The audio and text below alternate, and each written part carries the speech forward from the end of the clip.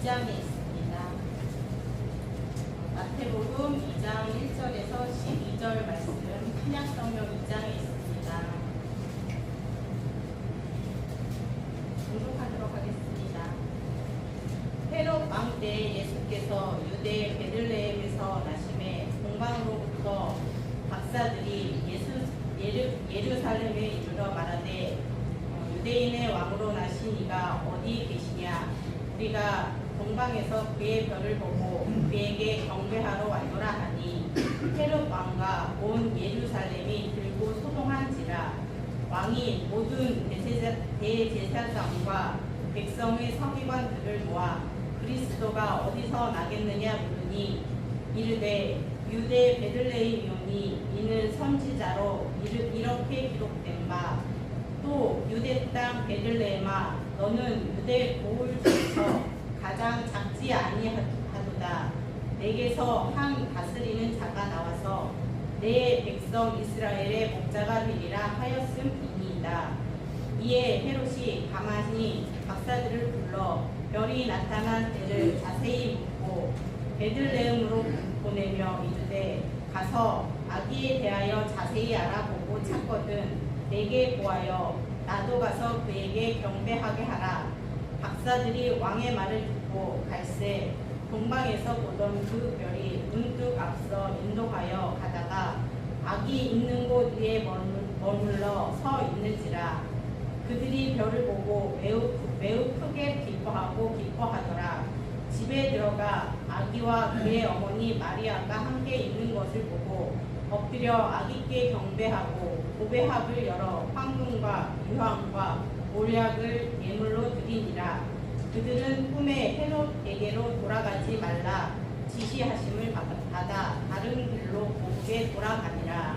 아멘. 이 말씀 오늘 하나님께서 우리에게 주신 말씀입니다. 우리 성도 여러분, 유럽에 네덜란드라고 하는 나라가 있습니다. 아시죠?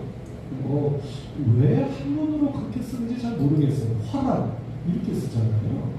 왜 화란인지 잘 모르겠습니다. 어쨌든 도이칠란드는 독일, 좀 연관이 되는 것 같은데 네덜란드가 왜 화란일까? 그건 잘 모르겠습니다. 혹시 아시는 분 계시면 저희가 좀 가르쳐 주시면 좋겠는데요. 네덜란드라는 유럽에 나라가 있습니다. 옛날에 유명했던 것은 통차, 그리고 튤립이라고 하는 꽃, 그런 것들로 유명한 나라였죠. 저희가 학창 시절에는 베넬룩스 3국이라고 배웠었습니다. 이것도 다 옛날 얘기겠습니다만 베넬룩스 3국, 이게 무슨 나라죠? 벨기에, 네덜란드, 룩셈부르크. 그래서 베넬룩스 3국 이렇게 예전에 고등학교 때, 중학교 때였나요? 그렇게 배웠던 기억이 있습니다. 이 세 나라는 공통점이 있죠. 국토가 크지 않습니다. 그래서 인구도 많지가 않습니다. 그럼에도 불구하고 1인당 국민소득이 대단히 높은, 그뿐만 아니라 국민들의 교육 수준 또는 교양 수준이 대단히 높은, 그래서 우리가 이런 나라들을 가리켜 요즘 뭐라고 부릅니까? 강소국 이렇게 부르죠. 강소국이 뭐죠? 작지만 강한 나라 이렇게 부르고 그런 강소국이라고 불려지는 나라입니다. 이 세 나라 가운데 특별히 네덜란드라고 하는 나라는 인구로 치면 우리나라의 절반이 안 되는, 인구가 많지 않은 나라이고요.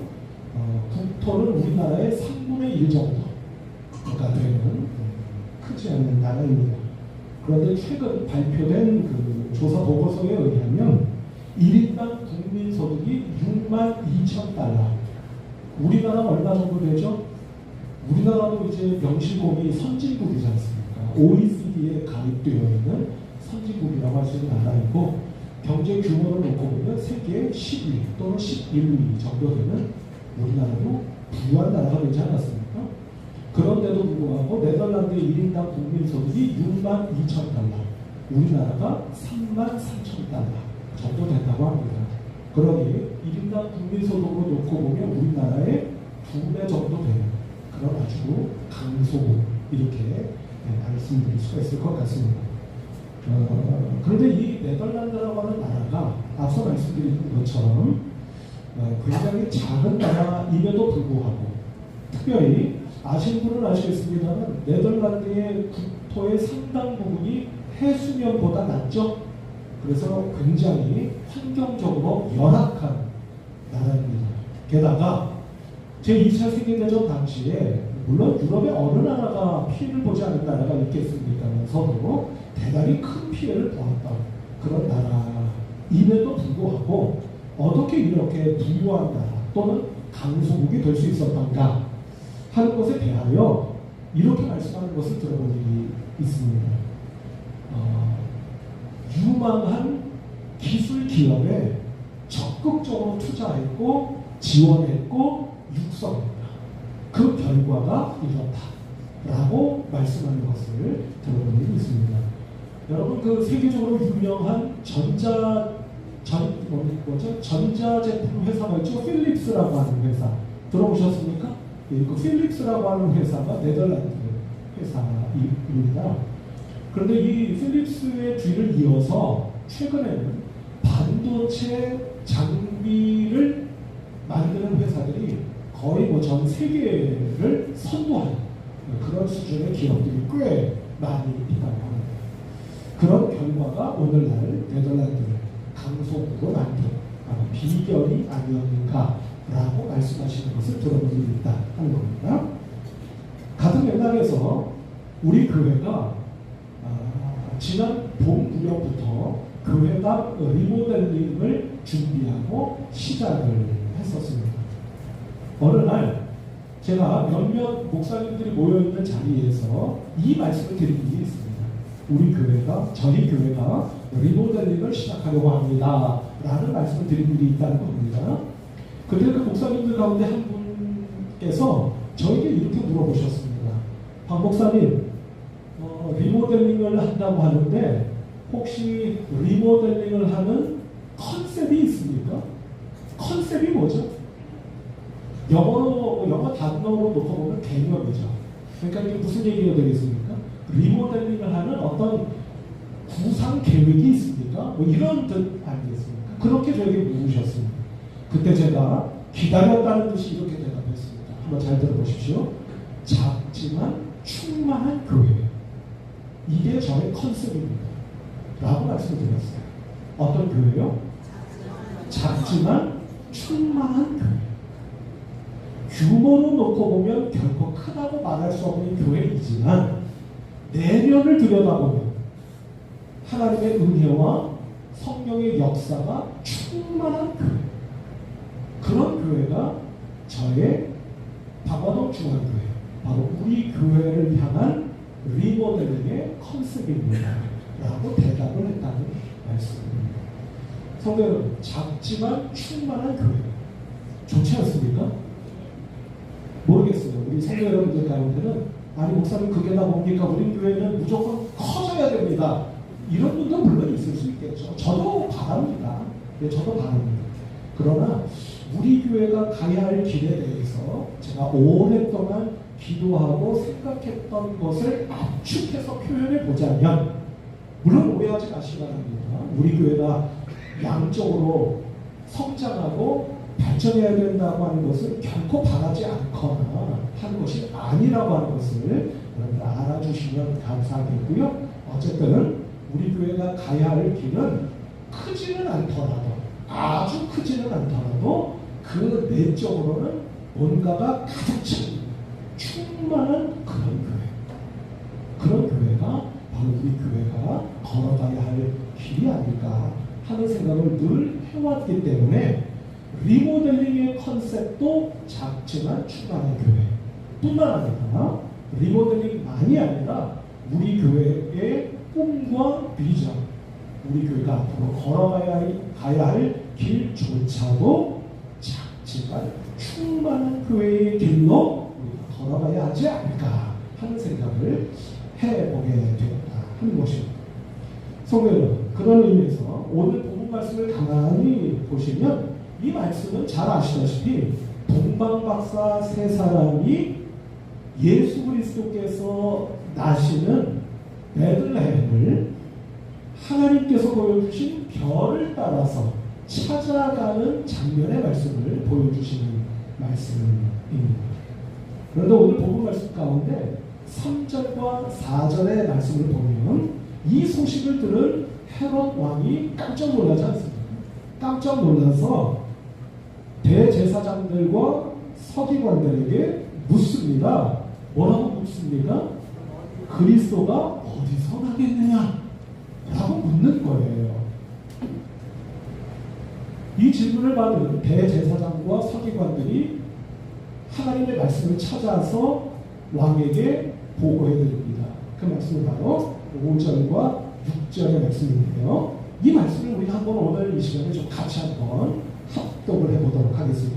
5절, 6절 같이 한번 읽어보도록 할까요? 시작. 이르되 유대 베들레헴 이오니 이는 선지자로 이렇게 기록된다. 또 유대 땅 베들레헴아 너는 유대 고을 중에서 가장 작지 아니하도다.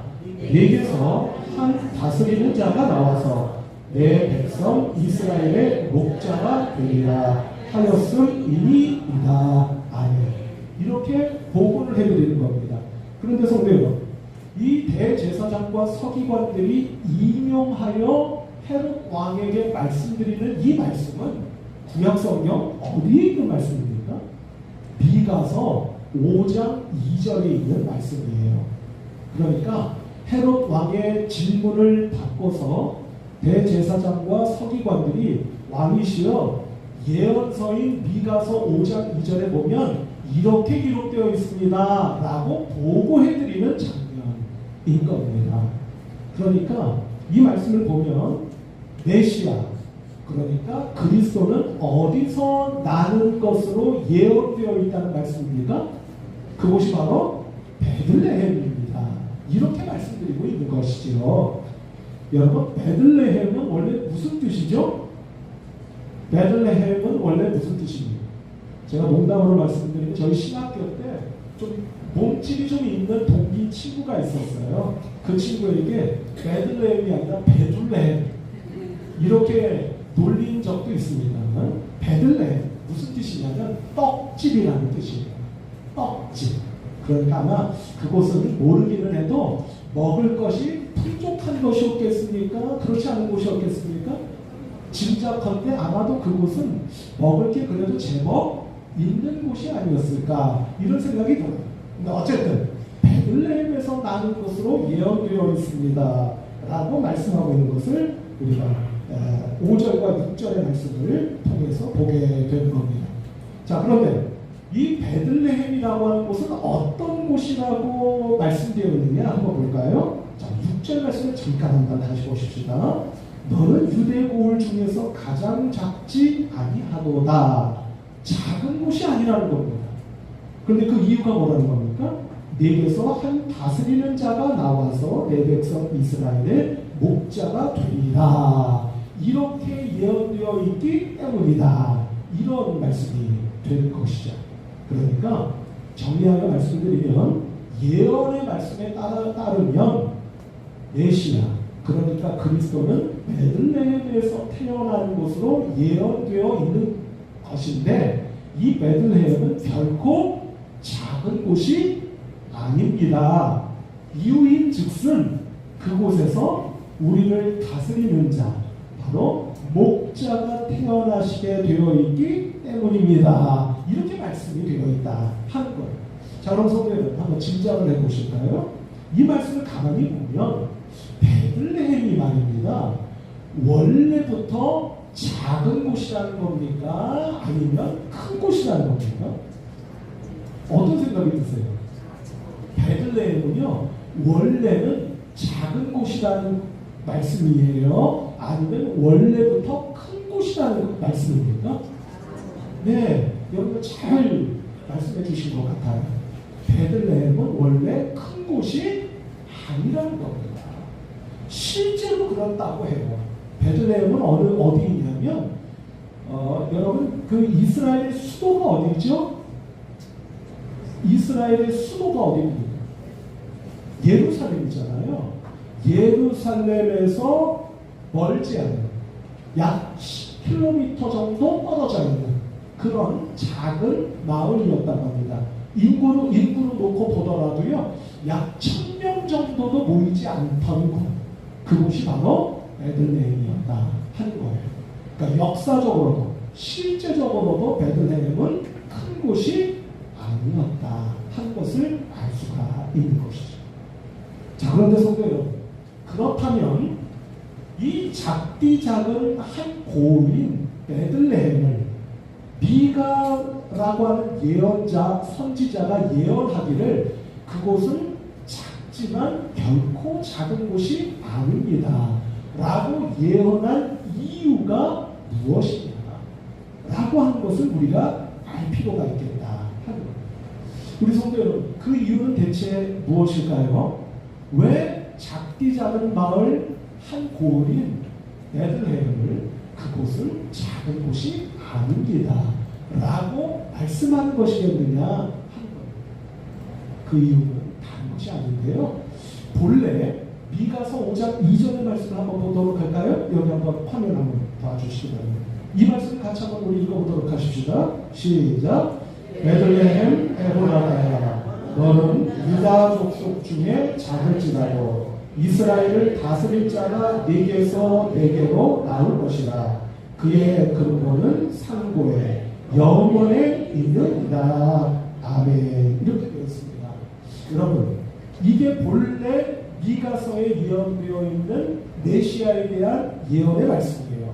오늘 본문 말씀 마태복음 2장 6절에 기록되어 있는 말씀과 같죠? 같지만 완전히 같습니까? 완전히 같지는 않아요. 문구가 조금 다릅니다. 어느 부분이 다르냐면 맨 끝 부분을 보세요. 그의 근본은 상고에 영원에 있느니라. 아멘. 이 말씀이 덧붙여져 있습니다. 그러면 성도여러분, 그의 근본이라고 할 때 그는 누구를 가리키는 말씀이겠습니까? 두말할 의미가 없습니다. 오시는 메시아, 바로 예수 그리스도를 가리키는 말씀이에요. 그런데 그의 근본은 어디에 있다고요? 상고에, 곧 영원에 있습니다. 이렇게 말씀이 기록되어 있어요. 성도 여러분, 상고라고 하는 말이 원래 무슨 뜻인지 아십니까? 상고에 라고 할 때 상고, 여러분 상고가 무슨 뜻인지 혹시 아세요? 다른 게 아닙니다. 바로 뒤에 있는 영원이라고 하는 말씀이 있죠? 그 말씀과 똑같은 의미예요. 그러니까 일종의 강조법이라고 말씀드릴 수 있는 겁니다. 바꿔 말씀드리면 오시는 메시아, 곧 그리스도의 근본은 무엇이라는 말씀입니까? 그는 곧 영원하신 분이십니다 라는 뜻입니다. 성도 여러분, 제가 여러분들께 여러 번 말씀드린 것 가운데 한 가지가 있습니다. 혹 기억하시는지 모르겠어요. 영원하다고 하는 말은 바꿔 말하면 어떤 말과 같은 의미라고 말씀드린 것 혹시 기억하십니까? 뭐죠? 그래서 영원한 것은 그럴 수밖에 없고, 그렇다면 영원할 수밖에 없다. 제가 이렇게 말씀을 여러 차례 드렸죠. 혹시 기억나시는 분 아무도 없으신가요? 다시 한번 말씀드리면 이렇게 됩니다. 영원하다는 것은 바꿔 말하면 절대적이라는 뜻이에요. 그렇지 않겠습니까? 영원한 것은 절대적이잖아요. 거꾸로 말씀을 드려도 마찬가지겠죠? 절대적인 것은 곧 영원할 수밖에 없는 것이에요. 절대적이지 않은 것이 영원할 수 있습니까? 영원할 수 없어요. 절대적인 것만이 영원할 수 있는 겁니다. 바꿔 말씀드리면 오실 그분, 곧 메시아 예수 그리스도는 영원한 분이시기에, 바꿔 말하면 어떤 분이시라고요? 절대적인 분이십니다 라는 예언의 말씀입니다. 이렇게 말씀드릴 수 있겠다 하는 겁니다. 우리 성도 여러분, 어떠세요? 그렇지 않습니까? 예수님은 영원하신 분이시잖아요. 그래서 동시에 어떤 분이시라고요? 절대적인 분이시라고요. 그러니 성도 여러분, 이제 생각해 보실 수 있겠죠. 영원하시고도 절대적인 분이신 분을 낳고 품은 베들레헴, 그곳이 작지만 작은 곳일 수 있겠습니까? 그럴 수 없습니다. 세상 어느 곳보다도 크고도 놀라운 곳이 바로 베들레헴이 될 수 있는 겁니다. 제가 예를 들어서 한 가지만 말씀드려볼게요.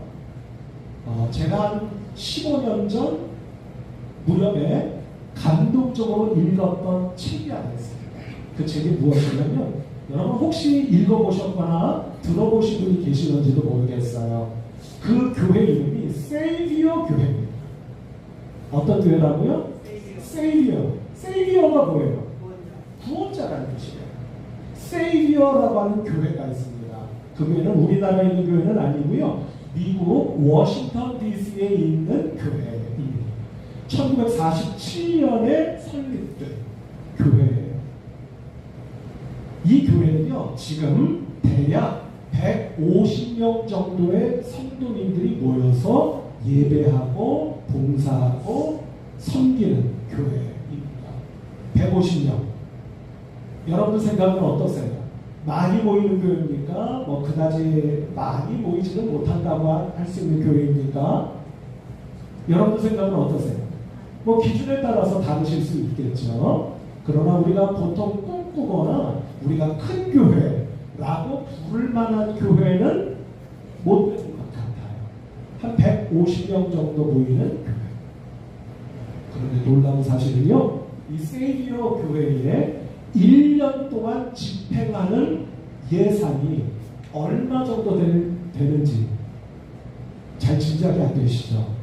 제가 여러분께 말씀드릴게요. 1년에 집행하는 예산이 180억 원입니다. 안 놀라세요? 교인 수가 150명 정도. 그런데 놀랍고도 충격적이게도 1년 동안 집행하는 예산의 규모가 무려 180억 원. 성도님들이 헌금한 금액만은 아닙니다. 수많은 미국에 있는 신앙인들이 이 세이비어 교회가 걸어가는 길에 감동하고 공감하여 그 교회에 물질을 보내드립니다. 이 교회는 모토가 있습니다. 이 교회를 설립하신 목사님이 만든 그 교회의 모토, 일종의 신앙 고백이라고 할 수 있겠죠. 그 고백 4가지를 여러분들께 제가 한번 소개해 드려볼게요. 첫 번째, 영적인 삶을 통하여 주님을 닮아가는 삶을 추구하고, 이것이 첫 번째.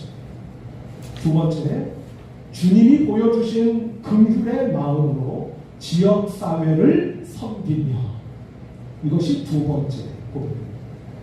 세 번째, 주님이 섬기셨던 가난한 자, 소외받은 자들을 섬기는 일에 헌신하며, 이것이 세 번째입니다.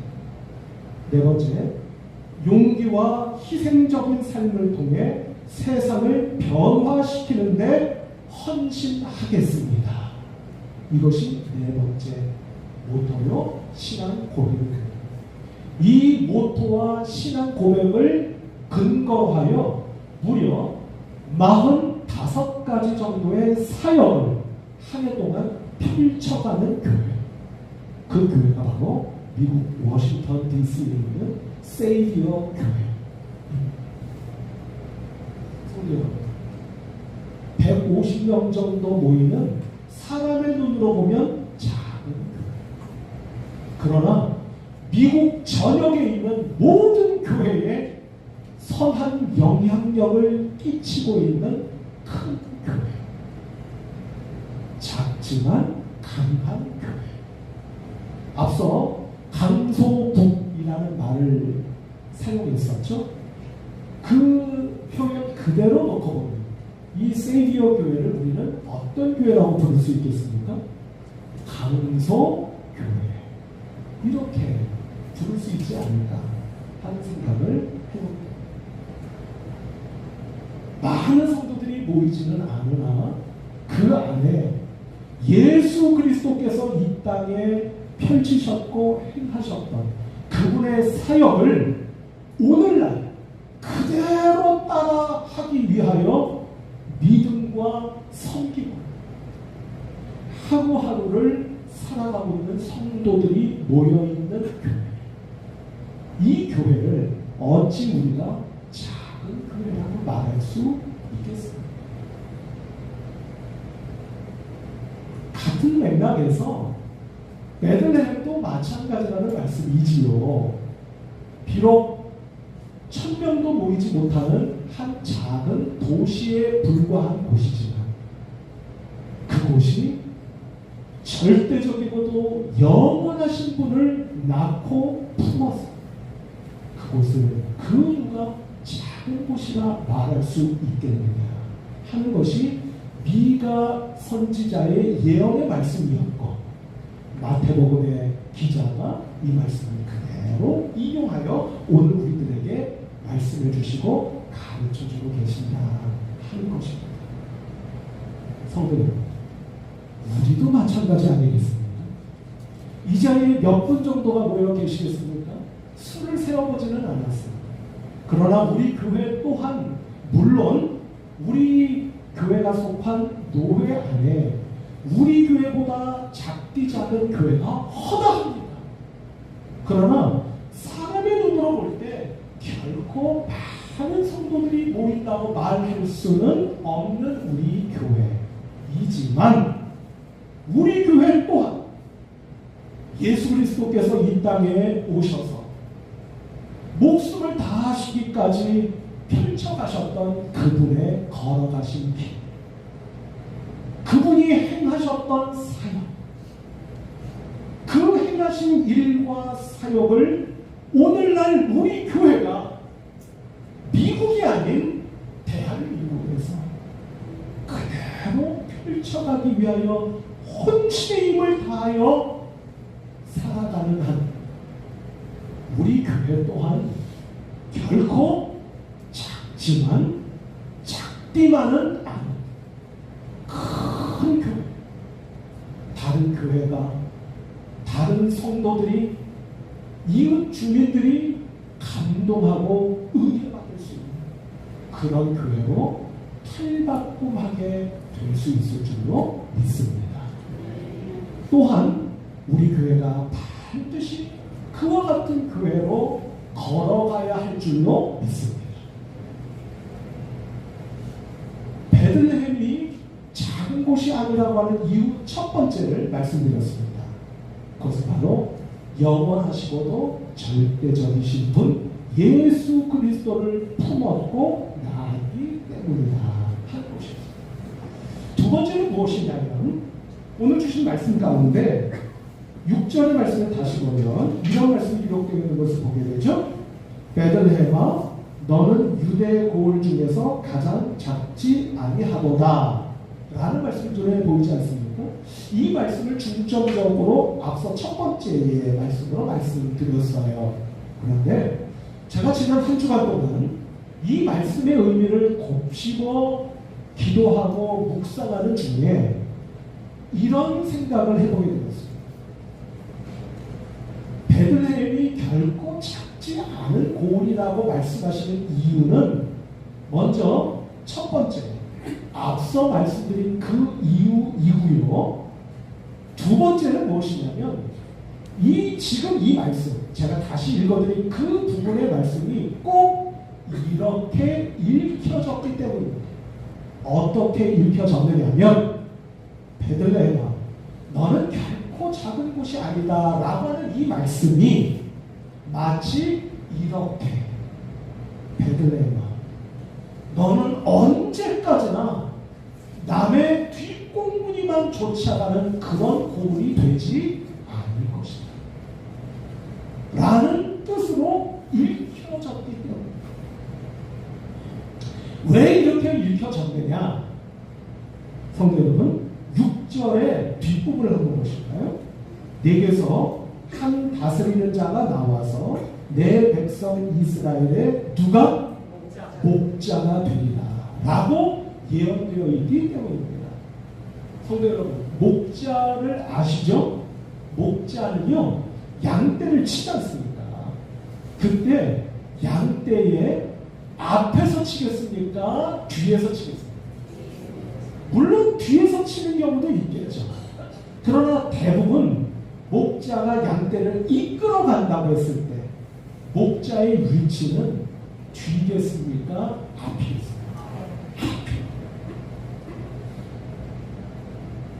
물론 앞서 말씀드린 것처럼 옆에서 칠 때도 있고 뒤에서 칠 때도 있겠죠. 그러나 목자가 이끌어가는 사람이다 라는 뜻으로 새겨볼 때 목자는 항상 양떼 앞에서 양떼가 걸어가야 할 길을 이끌고 인도해 주는 분이 아니겠느냐. 그러니 그런 목자를 낳고 품고 있는 베들레헴이 어찌 언제까지나 다른 곳에 뒷꽁무니를 쫓아가는 마을이 되겠느냐 하는 것입니다. 이제는 도리어 다른 고을과 다른 사람들을 이끌어가는 리더로서 살아가는 마을이 되어야 하지 않겠느냐 하는 뜻으로 읽혀지더라 하는 말씀입니다. 그래서 제가 여러분들께 예전부터 말씀드린 것 가운데 또 한 가지가 있지 않습니까? 성도 여러분, 영어로 누군가를 잘 쫓아가요. 그 사람을 뭐라고 부릅니까? 따라가는 사람 뭐라고 부르죠? follower라고 부르죠. 그런데 생각해 보세요. 진짜 follower는 결국 어떤 사람이 되는 겁니까? 예수 그리스도를 언제나 따라가는 follower예요. 그 사람은 따라가고 따라가고 따라가다 보니 결국 누가 되어 있더라? 리더가 되어 있다 라고 하는 사실입니다. 우리 성도 여러분, 우리 교회도 마찬가지 아니겠습니까? 우리 교회가 가끔 우리 성도 여러분들이 저 들으시라고 하시는 말씀이 있잖아요. 어느 교회는요, 어땠대요? 그런 말씀 하시잖아요. 제가 저 들으라고 하시는 말씀인 줄 압니다. 그런데 제가 생각하는 게 하나 있어요. 남은 교회가 다른 교회가 어떻게 했든 어떻게 하든 우리가 언제까지나 나무교회라고 제가 표현해서 좀 죄송합니다. 그냥 이해하시고 들으세요. 언제까지나 나무교회 뒷꽁무니만 쫓아가는 교회가 되어서야 되겠습니까? 그렇지 않습니다. 우리 교회는 우리 교회가 걸어가야 하는 길이 있지 않겠습니까? 하는 것입니다. 그 길은 다른 길이 아닙니다. 예수 그리스도를 끝까지 진실하게 쫓아가는 길. 진정한 예수 그리스도의 팔로워의 길이라는 말씀입니다. 그 길을 걸어가다 보면 결국 어떤 교회가 될 것이기 때문입니까? 다른 교회에 좋은 영향을 끼치는 마치 세이비어 교회처럼 말입니다. 리더로서의 교회가 되어야 하겠고 또 될 수 있을 줄로 믿습니다. 성도 여러분, 여러분들 자신들도 마찬가지 아니실까요? 내가 너무 작은 사람 같고 보잘것없는 사람 같이 느껴지는 때가 많이 계시지 않습니까? 그러나 성도 여러분, 오늘 이 예배드림을 통해서 그 생각을 믿음으로 물리치실 수 있는 여러분들이 되시기를 주님의 이름으로 축복합니다. 어떻게 해요? 마치 베들레헴이 그랬던 것처럼 내 안에 영원하시고 또 절대적인 분이신 분을 모시고 있고 내가 믿음으로 쫓아 살아가고 있기에 나는 결코 작디 작거나 보잘것없는 사람이 아니라고 하는 것을 믿으며 2024년 새해를 맞이하실 수 있는 복된 성도 여러분들 모두가 되시기를 주님의 이름으로 축복합니다. 뿐만 아니라 누군가의 뒷공무니만 쫓아왔다 할지라도 더 이상 그 삶이 내 삶이 아니요 나는 예수 그리스도만을 쫓기에 결국 누군가에게 좋은 선한 영향력을 끼칠 수 있는 리더가 될 수 있는 사람임을 믿으시는 우리 성도 여러분들 꼭 되시기를 주님의 이름으로 축복합니다. 성도 여러분, 베들레헴은 작은 곳이었습니다. 그러나 예수 그리스도로 인하여 더 이상 작지 않은 곳이 될 수 있었답니다.